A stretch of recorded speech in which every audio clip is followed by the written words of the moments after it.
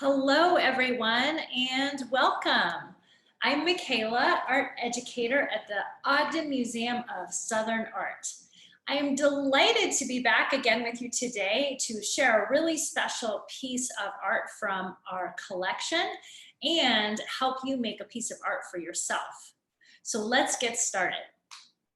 You can see behind me some trees and a house. This is actually a close-up shot of the painting we're going to look at called Uptown Street by the famous artist Lulu King Saxon. Let's take a look.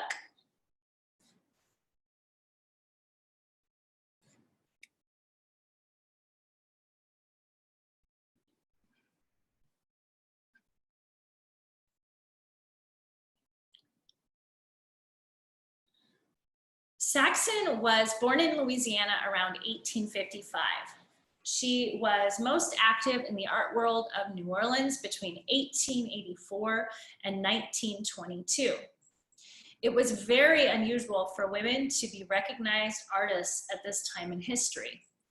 Even more unique was that Lulu King Saxon had a very small stature, but she made very large paintings. In addition to being a landscape painter and a sketch artist, she was a writer, a musician, a poet, a singer, and an actress. Let's take a look at her painting, Uptown Street.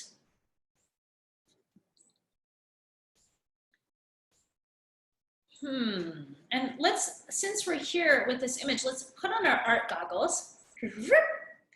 And if you would, just take your art goggles to the top left and just zigzag your eyes slowly down this painting until you end at the bottom right-hand corner. So this is a really fun way to read an artwork, right? From top to bottom, left to right, zigzag, just as you would read a page in a book. What is going on here? I noticed that this is a landscape painting of a town with some kind of street in the middle of the painting and some houses that look old and wooden. And the trees have a lot of green leaves on them. It makes me think it might be summer. The sky is blue with some cumulus clouds in it. And then over on the far left-hand side, I noticed some pink dots that look like could be a flowering shrub. What else is there that you notice about this painting? Do you see how some parts of the painting look very close to us while other parts are pushed further away? Do you notice that certain areas of the painting have more detail in them? Looking down at this bottom right-hand corner, it's almost as if I could touch the very leaves of grass down there. But as I get further and further back into the painting with my eye, the image becomes a little more and more blurred and less detailed as I move back in space.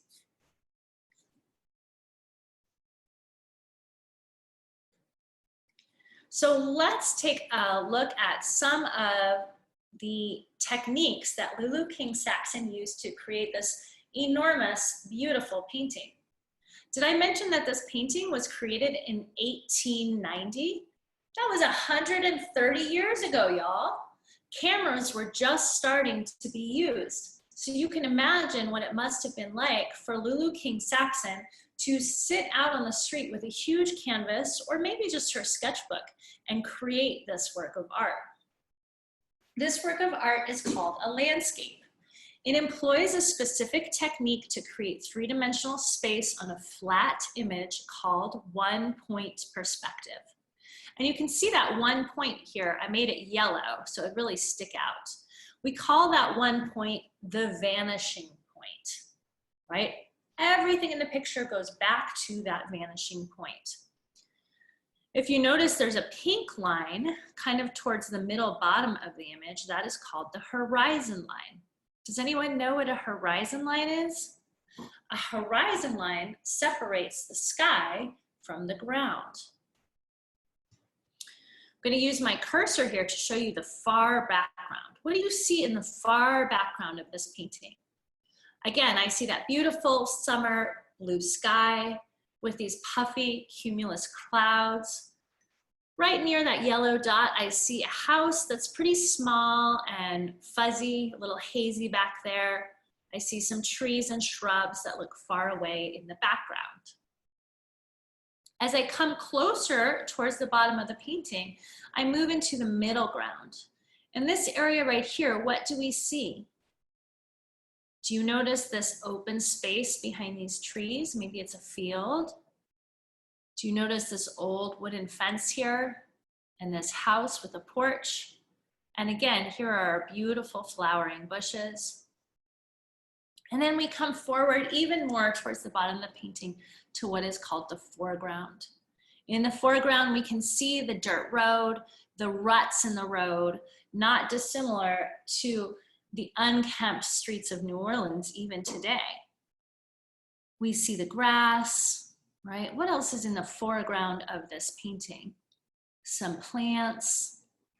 Maybe we could even consider this tree to be in the foreground of the painting. All right, so we're all stuck inside right now. Let's make the best use of this time and create some art together. Make sure you have all your supplies you need for this project, plus a good spot to work. Ask your parents or siblings to help you set up your space if you need it. So I have some special questions I want you to consider for this project. What are some interesting or beautiful landscapes near your home or town? And can you find an image online or in a magazine that shows a photo of a landscape that's similar to what's in your mind? Where will the horizon line be placed?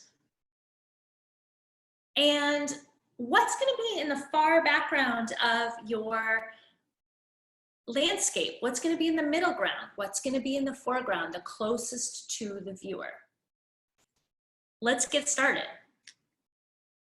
So first thing you should do is probably figure out if you want your landscape hamburger or hot dog style.